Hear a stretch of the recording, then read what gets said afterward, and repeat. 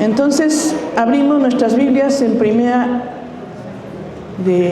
carta del apóstol Pedro, capítulo 2, versículos 9 y 10. Cuando lo tengan, los que quieran y puedan ponerse de pie para que lo leamos juntos.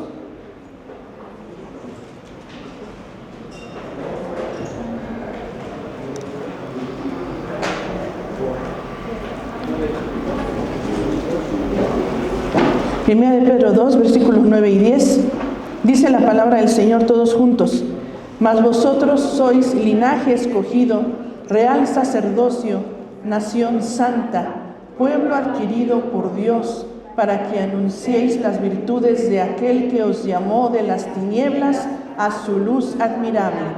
Vosotros que en otro tiempo no erais pueblo, pero que ahora sois pueblo de Dios, que en otro tiempo no habíais alcanzado misericordia, pero ahora habéis alcanzado misericordia. Oremos. Señor, te damos gracias en esta hora por tu palabra.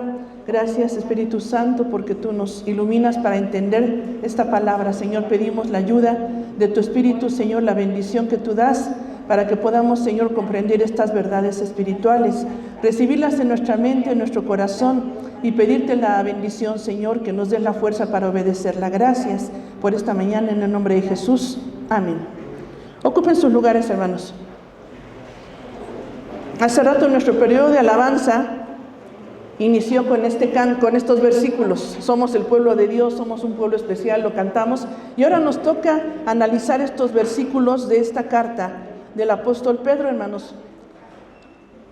Pero vamos a hacer un recordatorio de esta carta, algunos datos importantes, algunos datos históricos que nos van a hacer entender mejor el mensaje de Dios para nosotros el día de hoy.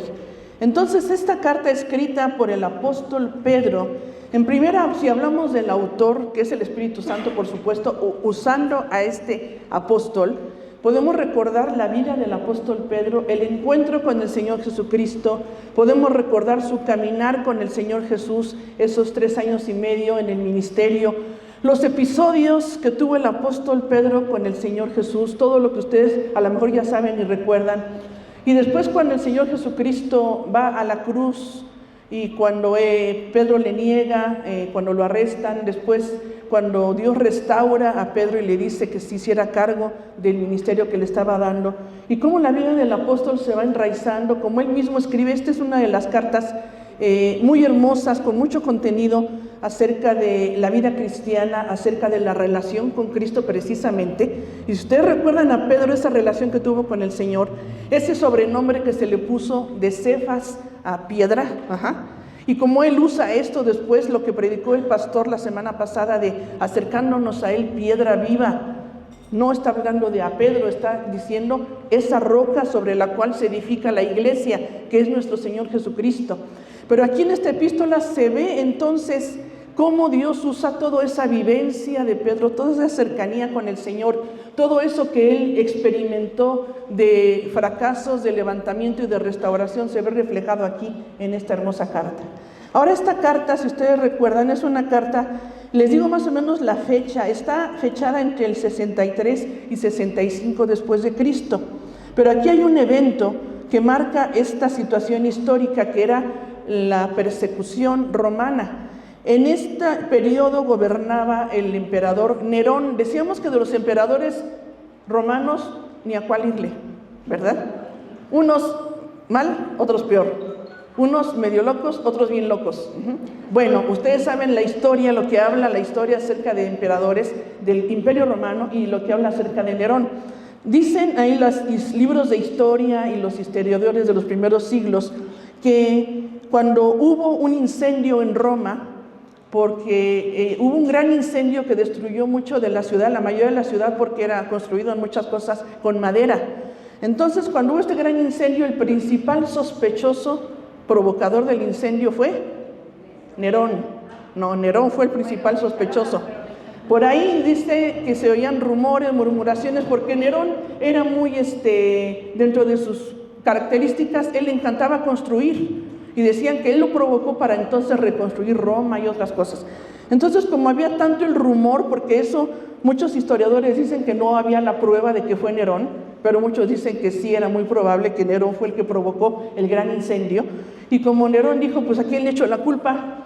Pues entonces esta secta, llamaban a los cristianos secta, decían, es una secta que salió del judaísmo, es una secta muy rara, porque su fundador murió, dicen que resucitó, se reúnen en secreto, hacen prácticas raras, dicen que toman la cena del Señor y dicen que toman el cuerpo y la sangre de Cristo, así es que son caníbales. O sea, todo eso decía la historia. Entonces, dijo Nerón, pues entonces los culpables son los cristianos. Y entonces, esta carta de Pedro se dice que se escribió ya advirtiendo de una gran persecución, ya sufría la iglesia cierta persecución. Esto fue arreciando con los años. Y si ustedes saben, ayer estaban pasando la película de Gladiador. ¿Quién la ha visto?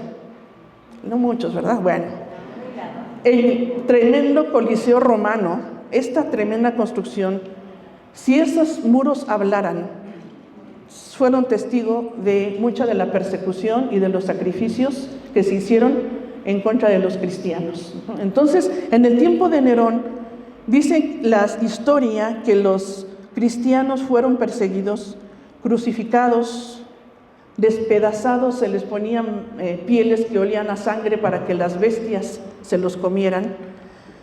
Se usaban como antorchas humanas, los cuerpos, los cristianos se les ponía vivos, se les ponía brea y los ponían como lámparas en la noche, y Nerón prestaba su jardín para que allí estuvieran los cristianos. Y era algo que se avecinó en este tiempo y que años más adelante pasó todo esto. Y uno de los propósitos de la carta de Pedro, muy importante, hermanos, que tenemos que ver cuando la estudiamos y la leemos, es que esta carta les dice el apóstol Pedro cómo vivir victoriosos en medio de la persecución. Cómo vivir victoriosos en medio de la hostilidad. ¿Ustedes recuerdan cómo fue sacrificado Pedro? Eso lo dice la historia, no la Biblia. Lo crucificaron y él pidió de cabeza para no ser crucificado como fue crucificado el Señor. Pero aquí Pedro dice cómo vivir en la hostilidad, cómo vivir en la persecución, porque la vida cristiana no nada más es todo color de rosa, no nada más es mermelada, no nada más es pare de sufrir y muchas cosas. Sabemos que hay persecución, hay sufrimiento, hay problemas, hay necesidades. Y entonces la carta del apóstol Pedro dice cómo vivir en la hostilidad sin perder la esperanza, número uno. Estos cristianos decían, ¿cómo es posible que estén ahí en el Coliseo romano y estos estén cantando himnos? Y estos estén cantando cuando allá se pase lista. No cantaban ese, pero cantaban cosas parecidas. Cantaban cosas parecidas, decir, ¿cómo estos están cantando? Están a punto de morir, están a punto de ser quemados, de ser crucificados, de que salgan las bestias a comérselos y ellos están alabando a Dios. Y eso es lo que está registrado en la historia. Pues dice aquí que en medio del sufrimiento tenemos que aprender a no perder la esperanza en Cristo. ¿Por qué? Porque Cristo tiene nuestra vida en sus manos, porque Cristo tiene solución, porque Cristo tiene poder, porque Cristo vendrá. Entonces dice aquí que tenemos que vivir sin perder la esperanza, sin amargarnos, porque esto viene y trae muchas cosas en el corazón. Bueno, ¿por qué Dios permite? ¿Y por qué esto? ¿Y por qué aquello? No, a fulanito le va mejor, y entonces viene el amargor en el corazón. ¿Cómo vivir? Aquí dice la palabra del Señor, sin amargarnos y en santidad, esperando la venida del Señor. Por eso leímos lo que dice el capítulo 1 que predicó nuestra hermana Lucy: sed santos porque yo soy santo. ¿Cómo se puede vivir en santidad en la persecución, en la hostilidad, en el sufrimiento y en el dolor? Sí se puede y se debe, porque si Dios es santo, nos llama a nosotros a vivir en santidad. Entonces, decíamos que se avecinaba esta gran persecución, y en la carta ya, los temas que ya se han visto, se los menciono rápidamente, los temas que se han visto desde el capítulo 1 y parte del 12. Número 1, tenemos una herencia especial en Cristo. ¿Sabe usted qué es heredero? Heredero y coheredero con Cristo. ¿Qué haría usted con una gran herencia? No me diga, piénselo. Bueno, algunos salen de aquí rapidísimo como si fueran a recibir herencia. Salude a su hermano, por lo menos salude 2 o 3.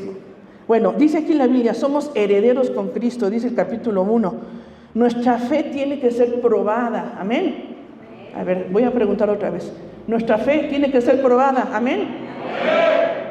Y eso sí no es agradable, no nos gusta, pero dice aquí la palabra, nuestra fe es probada como el oro y después da fruto. ¿Cuántas veces vemos el fruto después de una tribulación y decimos, ahí está?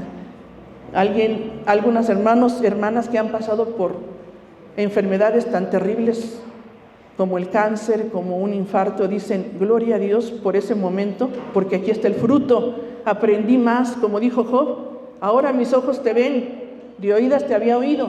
Y esta es una parte de un propósito. La fe tiene que ser probada, la vida tiene que ser en santidad. Y entonces Cristo es el cimiento de nuestra vida, como decía el pastor la semana pasada, la piedra principal, y nosotros somos piedras vivas también. Él es la piedra del ángulo, Él es el cimiento y nosotros somos casa espiritual que vamos construyendo el reino de Dios. ¿Cuántos hermanos aquí son piedras espirituales? Entonces sí.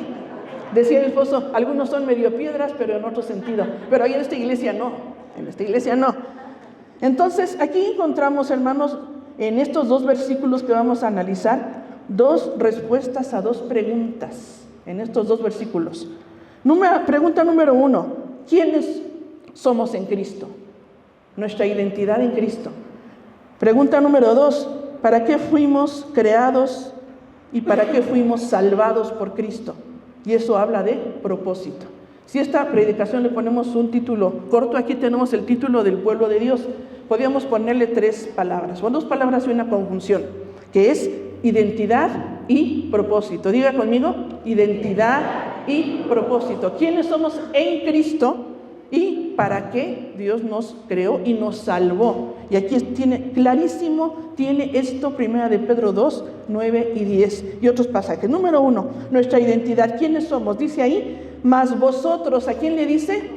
A todos los creyentes. Recuerdan ustedes que esta carta es carta universal, es carta a todos los creyentes. Ahora, fíjense, esto tiene que ver con la experiencia que tuvo Pedro cuando él predicaba a los judíos y un episodio donde él está en casa de un romano que era gentil y entonces tiene hambre y manda de comer y viene una visión. ¿Se acuerdan ustedes Hechos capítulo 10?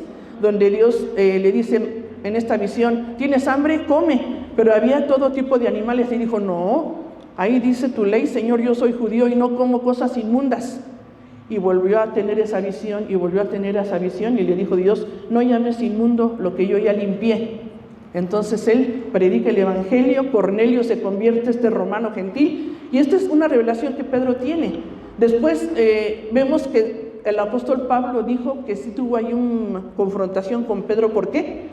Porque dice que Pedro como que cuando estaba con los judíos, comía con los judíos, comía con los gentiles, y sí se juntaba con los gentiles, pero cuando venía con los judíos ya no se juntaba con los gentiles. Y entonces ya este era un problema que Dios tuvo que tratar en el corazón de Pedro y de muchos que creían que los gentiles eran los únicos, la crema innata, la divina garza capeada en huevo y bordada a mano. Eso no viene en la Biblia, eso lo aprendí en los dichos mexicanos. Porque los judíos, por ser el pueblo de Dios, se creían entonces ellos los más especiales. Y entonces en el Nuevo Testamento pensaban que la salvación nada más era para ellos.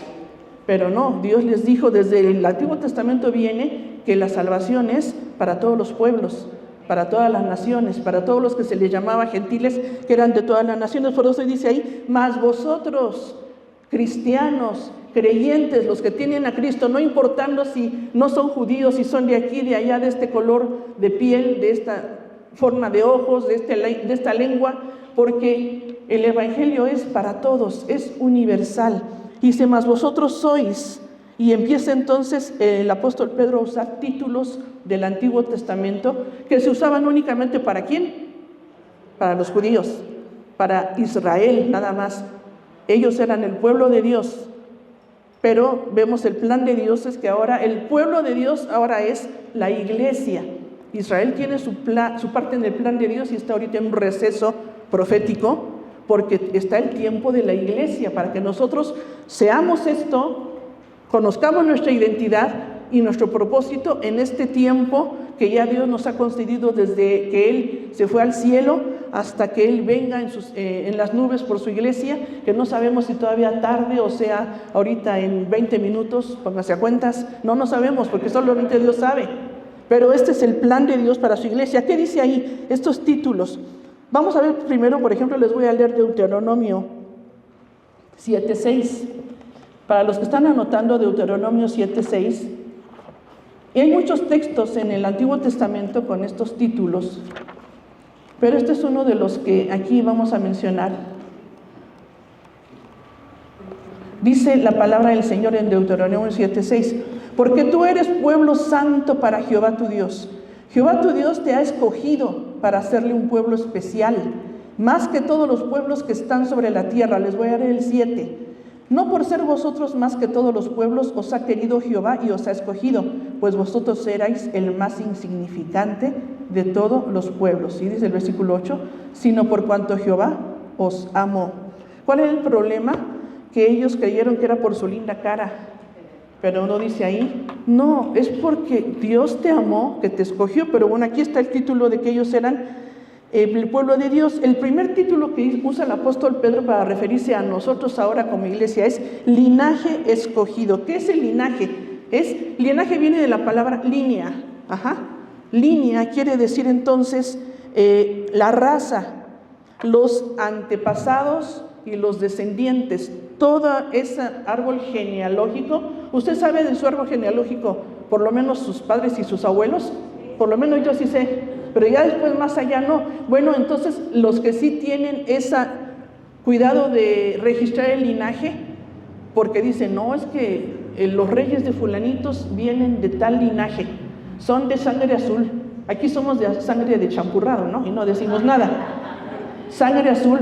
Entonces viene el linaje, quiere decir raza, la línea de descendencia familiar, se usaba en la nobleza. Y quería decir pureza, legitimidad de las personas, del poder. Y por eso se nos llama a nosotros linaje escogido, porque nosotros somos hijos espirituales de aquel que sí tiene un linaje de rey, que es el Rey de Reyes, Señor de Señores. Nosotros descendemos espiritualmente de Él. Somos el pueblo de Dios por eso, porque somos linaje escogido. Y viene un título muy importante que usa aquí Pedro, que es real sacerdocio. El sacerdote en el Antiguo Testamento, ¿qué función tenía? Era un mediador. El sacerdote en el Antiguo Testamento era un mediador que los sacerdotes, según la Biblia en el Antiguo Testamento, eran los encargados de acercar al pueblo a Dios. Dios estableció la manera de acercarse a Él desde el Antiguo Testamento. Y dice, pues yo busco a Dios aquí en mi casa. Y yo a veces leo y yo siento que estoy bien, no me falta nada. Por eso no voy a la iglesia, bola de hipócritas que quién sabe, y agarran con su... ¿Sabe qué? Se busca a Dios a la manera de Dios.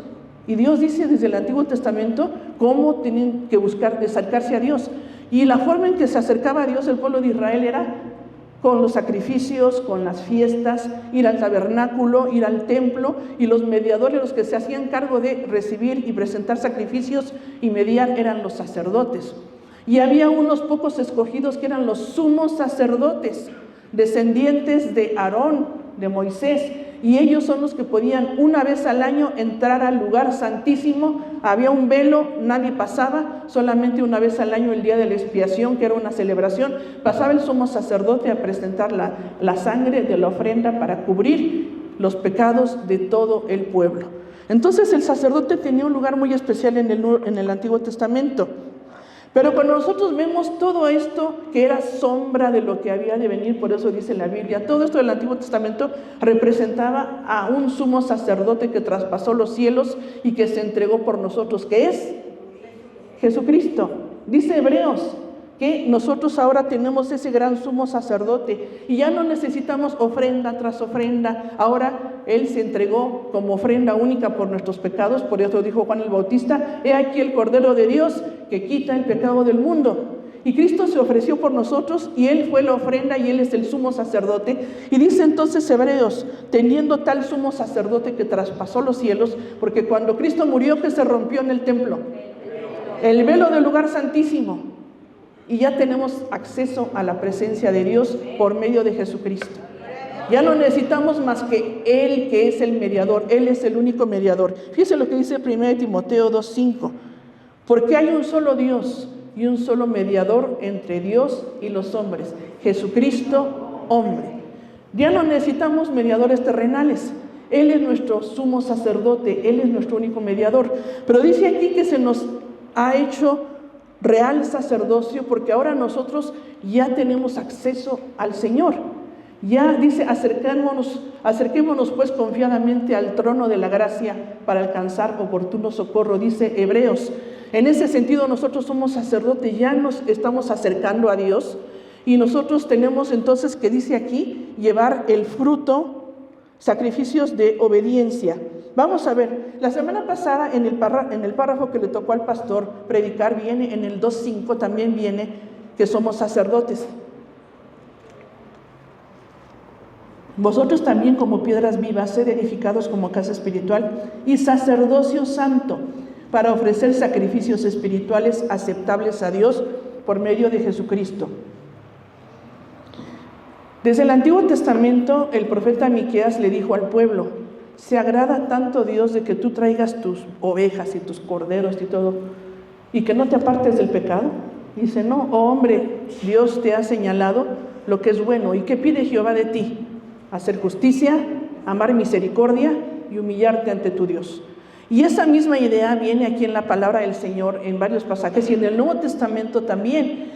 Cuando la Biblia habla de sacrificios espirituales, está hablando obediencia, acciones que hacemos ahora a Dios como resultado de que soy salvo.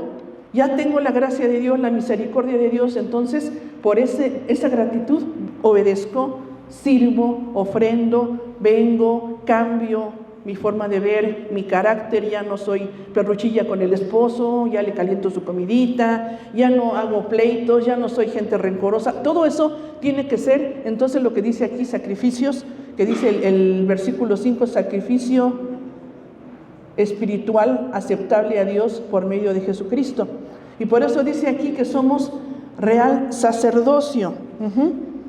Hebreos 13, 15 y 16, que les voy a leer porque dice la misma idea, en otras palabras.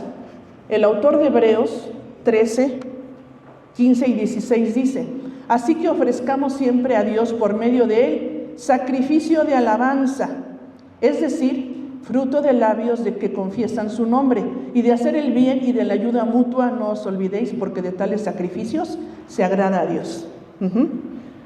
¿Cuál es entonces el sacrificio de alabanza? Ofrendas de sacrificio. ¿Cuál es? Fruto de labios, ayuda mutua, obediencia. Todo eso que la Biblia llama fruto tiene que ver con carácter, conducta, servicio, predicación, todo eso, y es lo que Dios quiere de nuestra vida. ¿Quiénes son los sacerdotes? Todos los creyentes. Se llama el sacerdocio universal de los creyentes. Lo mencionó el hermano Hugo la semana pasada en la predicación. Hermano Hugo, dijiste de Calvino, esa aportación de Juan Calvino, ¿verdad?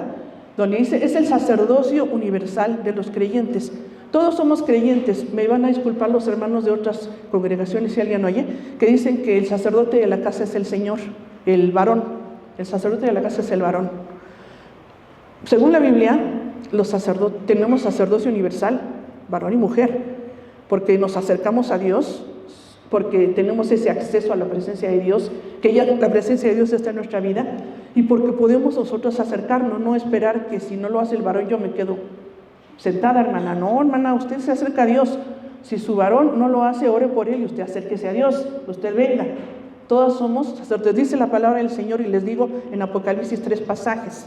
Apocalipsis 1:5, para los que están anotando, y los que no, memorícenlo, ¿no es cierto? Apocalipsis 1:5 dice, 1:5 y 6. Y de Jesucristo, el testigo fiel, el primogénito de los muertos y el soberano de los reyes de la tierra, al que nos amó y nos lavó de nuestros pecados con su sangre, y nos hizo reyes y sacerdotes para Dios su Padre. A Él sea gloria e imperio por los siglos de los siglos. Amén. Apocalipsis 5:10. Y nos ha hecho para nuestro Dios reyes y sacerdotes, y reinaremos sobre la tierra. Apocalipsis 20:6. Bienaventurado y santo el que tiene parte en la primera resurrección. La segunda muerte no tiene potestad sobre estos, sino que serán sacerdotes de Dios y de Cristo y reinarán con Él 1000 años. ¿Quiénes son los sacerdotes del Señor? Usted y yo. Ajá. Y reinaremos con Él. Y dice Apocalipsis 20, ¿cuánto? Cuando Él venga, después de la batalla de Armagedón, y venga a reinar 1000 años esta tierra con vara de hierro, ¿quiénes reinaremos con Él? Nosotros, porque se nos llama reyes y sacerdotes. Si usted quiere pedir para reinar Bosques del Valle, anótese. Coacalco, Tultitlán y todo lo demás. Yo ya pedí ojo de agua, así es que nadie va a venir. Dice la palabra del Señor que por eso somos reyes y sacerdotes. Entonces, por eso se nos llama aquí, hermanos, tan enfáticamente que somos real sacerdocio. Ahora dice, ¿nación qué? Santa. ¿Qué es santo? Apartado del mal y dedicado a Dios. La palabra santo, y cuando se aplica a Dios es maravillosa porque es perfecto, único, diferente. Pero fíjense, la palabra santo es apartados del pecado y ahora dedicados a Dios. La palabra en griego, agios, tiene un énfasis muy bonito. La palabra agios significa diferente, porque sigue las normas de Dios. Diferente porque seguimos a Dios. No encajamos con el mundo en muchas cosas. Hoy estaba dando clase a mis 3 lindas adolescentes, que me dio gusto verlas, y hablábamos de eso, porque estamos viendo repaso de lo que ya les dio la maestra Sofi de Génesis, de Adán y Eva, y todos los temas de ahora del matrimonio igualitario y de todas cosas tremendas, y decíamos que ahí no encajamos con el mundo. Somos santos, somos diferentes porque nosotros nos regimos por lo que Dios dice. Y Dios dice varón y hembra. Y Dios dice matrimonio entre un hombre y una mujer. Y Dios dice muchos temas aquí que tienen que ver con que somos nación santa. Por eso Dios les dijo al pueblo judío, y ustedes vieron en Deuteronomio, los he escogido como son mi especial tesoro, tienen que ser ustedes como diferentes. Les digo desde el principio, no hagan como las otras naciones. Desde antes de la conquista, cuando entren a la tierra, no hagan como estas abominaciones de los tribus de Canaán, los cananeos, los jebuseos, los gergeseos y todos los que acaben, los feos, todos los que acaben en eos. Les dijo Dios, no hagan como ellos. Van a encontrar ahí, cuando ustedes lleguen ahí, que estos hacen esto y esto, estas abominaciones, estas mentiras, estas hechicerías que consultan a sus muertos, ustedes no hagan. No se vayan tras los Baales. Y Dios les advirtió que fueran una nación diferente, apartada. ¿Qué hacemos usted y yo imitando al mundo? Nada, hermanos.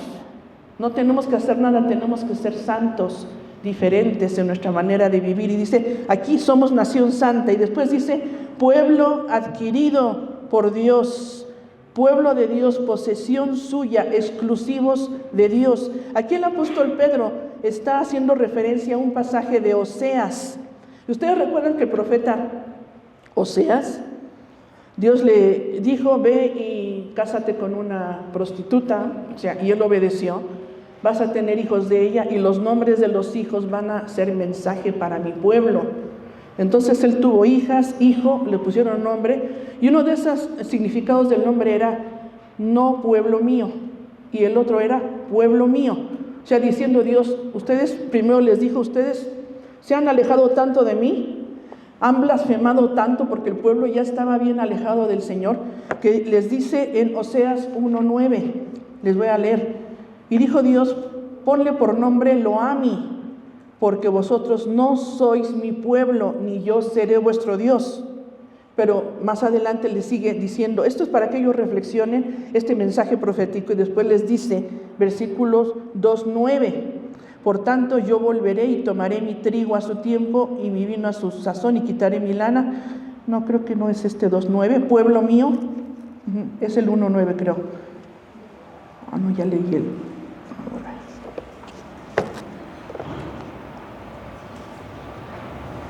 2:23, y la sembraré para mí en la tierra y le tendré misericordia de Lo-Ruhama, y diré a Lo-Ami, tú eres pueblo mío, y él dirá, Dios mío. No éramos pueblo y ahora somos pueblo. Y después menciona el apóstol Pablo en Romanos, este pasaje también, se los voy a leer rápidamente, en Romanos 9, 25 y 26, y menciona el pasaje de Oseas. Romanos 9, 25 y 26 dice: como también Oseas dice, llamaré pueblo mío al que no era mi pueblo, a la no amada, amada.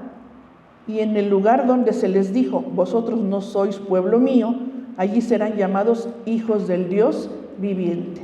Dios se lo dijo a los judíos, pero también es para nosotros, somos ahora pueblo de Dios. Fíjese cómo Dios les hablaba a los judíos en Oseas y en otros profetas les hablaba como si fuera él el esposo y el pueblo de Israel fuera una esposa. Pero en el caso de Oseas era una esposa adúltera, infiel, que pisoteó el pacto con Dios. El profeta Jeremías también habla de que cometió adulterio el pueblo de Israel, adulterio espiritual. Y es que cuando nosotros venimos delante de Dios, a Dios le gusta que seamos el pueblo exclusivo para Él, que le seamos fieles, que le seamos leales. Y aquí dice, somos pueblo adquirido por Dios. ¿Quiénes somos en Cristo, hermanos? ¿Por qué decimos en Cristo? Porque eso tiene que ver con mi decisión de seguir a Cristo. Si yo tengo a Cristo en mi corazón, que espero que sea el caso de del 100% de los que estamos aquí, que ya somos verdaderamente cristianos, cuando recibimos al Señor en nuestro corazón, somos cristianos, somos todo esto: linaje escogido, real sacerdocio, nación santa y pueblo adquirido por Dios. ¿Quiénes somos? ¿Cuál es nuestra identidad en Cristo? Aquí está. Entonces, que si le dicen que usted no vale nada y que usted quién sabe qué, el enemigo es especialista para hacernos creer mentiras, para degradarnos, para denigrarnos, para alejarnos de Dios, para que haya raíz de amargura en nuestro corazón. Pero usted sabe quién es, porque aquí en la palabra dice quiénes somos en Cristo. ¿Amén? Amén. Ahora, ¿cuál es nuestro propósito? Ahí viene una preposición. ¿Quién me dice las preposiciones en español? Les voy a disparar algo de la tiendita. En español. A ver, levante la mano alguien que la quiere decir. Hermana Anita. A, ante, bajo, cabe, como, contra, de, desde, entre, hacia, hasta, para, por, según, sin, sobre y tras. Gracias, hermana Anita. Las preposiciones tienen su función y en el idioma de la Biblia, en el idioma griego, también tienen la función y nos dan a entender la acción que se ejecuta. Y aquí nos da a entender, la palabra para es que nos da a entender el propósito. El propósito. ¿Para qué tenemos esta identidad, todo lo que Dios nos ha dado? Hay un propósito principal, hermanos, de nuestra existencia y de nuestra salvación. De nuestra existencia como seres humanos y de nuestra salvación. ¿Para qué vivimos? Para conocer al Señor. ¿Para qué vivimos? Para recibirle en nuestro corazón, tener comunión con Él. Y luego dice aquí, ¿para qué? Anunciar. ¿Anunciar qué? Las virtudes de aquel que nos llamó de las tinieblas a su luz admirable. Aquí está muy claro. ¿Cuál es mi propósito como cristiano? Anunciar. Aquí la palabra anunciar es muy enfática. Proclamar, dar a conocer algo que antes se ignoraba, algo que estaba oculto. Entonces yo ya encontré esta salvación, el tesoro más grande de mi vida, y tengo que anunciarlo, levantar mi vida, mi cabeza, mi voz, todo mi ser, y anunciarlo con todo lo que yo diga y con lo que no diga, con todo lo que yo haga. Porque hay algunos muy buenos para predicar de acá para acá, pero la conducta no. Pero hay otros que no predican con los labios, dicen yo con mi conducta. Es que hace falta las dos cosas, ¿verdad? Hace falta lo que digo y lo que hago para anunciar. ¿Anunciamos qué? Porque yo he escuchado testimonios que son tristimonios y quejimonios y testirrollos, pero no son los testimonios donde estoy anunciando a Cristo. Tristemente, hace muchos años era yo del grupo de adolescentes, o bueno, no me acuerdo, y en mi iglesia donde yo asistía invitaron a una persona que diera su tristirrollo, su testimonio larguísimo. Y de ese testimonio tan largo, la mayor parte del tiempo estuvo platicando todas las maldades que hizo, los pecados que hizo, cómo torturaba a la esposa, cómo le pegaba, cómo no sé qué. Y quedamos así. Y después dijo, y entonces Cristo vino en mi vida y y ya, acabó. Se gozó más en todo lo demás. Somos llamados a anunciar las virtudes de aquel que nos llamó de las tinieblas a su luz. Sí, tengo que decir en mi testimonio, son 3 momentos importantes de un testimonio conciso y conceso, es cuál era mi necesidad. Obviamente sin Dios, todos estábamos perdidos todos. Ay no, usted hermana, ¿yo por qué? No, todos estábamos igual, los que nacimos en el Evangelio y los que no teníamos a Dios. Ahí en un momento se dice el testimonio, qué es lo que Dios hizo en mi vida, cuándo llegó, cómo llegó, y entonces el cambio de vida, pero entonces anuncio lo que Él está haciendo, las virtudes del que me sacó de las tinieblas a su luz admirable. Por eso dice aquí que anunciamos entonces sus virtudes, sus bondades, sus cualidades, sus atributos, su excelencia, su perdón, su misericordia, lo que Él es, el importante, ¿quién es? Por ahí dicen que el pollino que donde entró el Señor Jesucristo, al entrar triunfal a Jerusalén, pensó que los aplausos eran para Él. Y entonces el burrito dijo, gracias. No dijo nada. Esa es una anécdota, algo que se inventa, ¿no? Pero, ¿cuál era el error de este burrito? ¿Quién era el importante? El Señor. ¿Sabe qué, hermano? Nosotros no somos importantes. Para el Señor sí, porque nos ama. Pero de que yo me ponga de ejemplo y de que yo diga por mi virtud y porque Dios me hizo inteligente y porque yo me esforcé y me desvelé, es por gracia. Es porque Dios te da las fuerzas, la inteligencia. Sí, qué bueno que tú eres buen mayordomo de lo que Dios te ha dado. Pero para Él es la gloria, porque hay que anunciar las virtudes del que nos llamó, de aquel que nos llamó. Ahora dice aquí, hay un llamamiento que Dios hace. ¿Nos llamó de dónde? De las tinieblas a su luz admirable. ¿Cuántas veces usará la palabra de Dios esta comparación de las tinieblas y la luz para referirse a estar con Dios y sin Dios, o la vida cristiana o la vida sin Dios? Muchas veces desde el Antiguo Testamento dice, por ejemplo, Isaías 9:2, confirmado con Mateo 4:16, el pueblo que andaba en tinieblas vio gran luz. Los que moraban en sombra de muerte, luz resplandeció sobre ellos. ¿De qué momento profético está hablando? Del nacimiento de Cristo. Lo vamos a ver ahora en Navidad. Isaías 9, por eso dice Isaías 9:6, porque un niño nos es nacido, hijo nos es dado, el principado sobre su hombro, y se llamará su nombre admirable, consejero, Dios fuerte, Padre eterno, príncipe de paz. El pueblo que estaba en tinieblas vio gran luz. Dice el Nuevo Testamento que vosotros erais en otro tiempo tinieblas, Efesios 5, mas ahora sois luz en el Señor, andad como hijos de luz. Claramente, hermanos, andamos en la luz, y dice, el Señor nos sacó de las tinieblas a su luz admirable. Si yo tengo que anunciar, son las virtudes de mi Señor Jesucristo que me ha sacado de las tinieblas. Qué triste la vida sin Dios, ¿verdad? Yo creo que podríamos testificar, precisamente como decíamos, un testimonio equilibrado donde se le dé la gloria a Dios, pero ahora tenemos que recordar que Dios ya perdonó nuestros pecados y los echó al fondo del mar. Y como decíamos en la clase de damas en la semana, si tenemos algo que recordar, como dice Deuteronomio, acuérdate, tiene que ser para agradecerle. Por eso dice uno de los profetas, recuerda de dónde fuiste tomado. O sea, que no se te olvide de dónde venimos, porque para Él es la gloria. Y dice aquí que nosotros tenemos que andar ahora en la luz del Señor. Nosotros no éramos pueblo de Dios, ahora somos pueblo de Dios.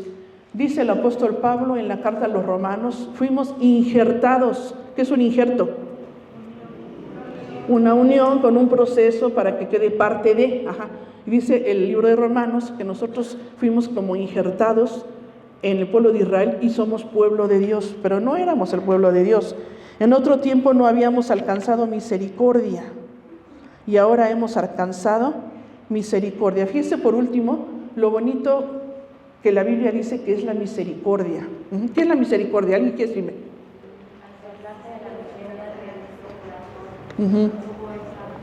Acercarse a la miseria de alguien con compasión, con un gran corazón. La palabra que nos usa en hebreo es la palabra más común, es gesed, y en griego es eleo. No se las tiene que aprender, ¿no? Y ni yo me las sabía. No, gesed sí me las sabía. Gesed y misericordia en la Biblia es toda la actitud de Jehová con su pueblo. Toda la actitud de Jehová con su pueblo. Todo lo que Dios le demostró a su pueblo. Por eso en Éxodo le dice a su pueblo: yo soy Jehová, que tengo misericordia, que hago misericordia a millares. O sea, eso es todo lo que Dios es. Toda esa actitud de amor, de protección, de cuidado, de perdón. Y dice que la misericordia está enraizada en la gracia de Dios. Entonces todos los atributos de Dios se reflejan en su misericordia. Qué bonito, hermanos, así es Dios. No, es que el Dios del Antiguo Testamento, que el Dios del Nuevo, que ¿sabe qué? Siempre, desde el principio al final, vemos un Dios misericordioso. Siempre, desde Génesis hasta Apocalipsis, ahí está presente la misericordia de Dios. Dice, en otro tiempo nosotros no habíamos alcanzado misericordia y ahora hemos alcanzado la misericordia de nuestro Dios. ¿Quiénes somos, hermanos? ¿Quieren decir conmigo? Nuestra identidad es que somos linaje escogido, real sacerdocio, nación santa, pueblo adquirido por Dios. ¿Para qué? ¿Cuál es nuestro propósito? Para anunciar las virtudes de aquel que nos llamó de las tinieblas a su luz admirable. Nosotros que no éramos pueblo de Dios, ahora somos pueblo de Dios. Que no habíamos alcanzado misericordia, ahora hemos alcanzado misericordia. ¿Quieren orar conmigo? Oramos juntos, agradecemos al Señor. Póngase de pie, venga al altar si quiere y agradezca a Dios. Usted ya sabe quién es, ya sabe su propósito. Nada más tenemos que caminar en Él día con día. Oremos. Señor, te damos gracias. Gracias, Señor, por tu palabra. Gracias, Señor, por la claridad, Señor, con la que tu Espíritu Santo nos enseña en esta hora, Señor. ¿Quiénes somos en ti, Señor Jesús? Gracias porque, Señor, tú nos muestras, Señor, que somos para ti, Señor, ese linaje escogido, ese real sacerdocio, nación santa, pueblo adquirido, Señor, por ti. Títulos, Señor, que tú habías dado a tu pueblo Israel, pero que ahora, porque la gran misericordia, Señor, que has mostrado al venir, Señor, a nuestra vida y al perdonar nuestros pecados, tú nos llamas también pueblo tuyo, Señor. Gracias por esa bondad, Señor. Gracias porque ahora, Señor, sabemos, Señor, nuestra identidad, Padre, y en tu palabra encontramos, Señor, en innumerables veces, Señor, quiénes somos en ti. Por tu gracia y misericordia, Señor, nos has dado todas estas riquezas en nuestro corazón, nos has sentado en lugares celestiales, Señor, contigo, y nos das esa bendición, Señor, de disfrutar todo este recurso espiritual, Señor, de tu gracia, tu perdón, tu palabra, tu espíritu, Señor. Gracias, Señor, por todo ello. Y gracias porque también aquí nos enseña, Señor, cuál es nuestro propósito, que es alabarte, Señor, que es como lo dijo también tu siervo Pablo, Señor, vivir para la alabanza de tu gloria, Señor, para alabarte a ti y darte a ti la honra y la gloria y hacer que tú brilles en nuestra vida. Y aquí, Señor, tu siervo Pedro también, Señor, dirigido por tu Espíritu Santo, que es para que nosotros anunciemos tus virtudes, Señor Dios, tus virtudes, Señor Jesucristo, todo, Señor, lo que tú eres, Señor, lo que has mostrado en nuestra vida, lo que eres para nosotros, Señor, porque tú has sido bueno, misericordioso, santo, poderoso, perdonador, Señor. Gracias, Señor, por todas esas virtudes que has mostrado en nuestra vida. Tenemos que anunciarlas, Señor, con hechos y con palabras, Señor. Y también, Señor, tú nos has llamado de las tinieblas a tu luz, Señor, que andemos, Señor, siempre como hijos de luz y iluminando, Señor, a otros, Padre Santo, y trayéndolos a ti, porque tú eres la luz del mundo, Señor. Gracias, porque no habíamos alcanzado misericordia y ahora, Señor, tenemos tu misericordia permanentemente en nuestra vida, como dice el Salmo 23. Ciertamente el bien y la misericordia me seguirán todos los días de mi vida. Y así ha sido, Señor. Tu misericordia nos ha seguido y nos ha rodeado, Padre. Y te damos gracias en esta hora por tu palabra, en el nombre de Cristo Jesús.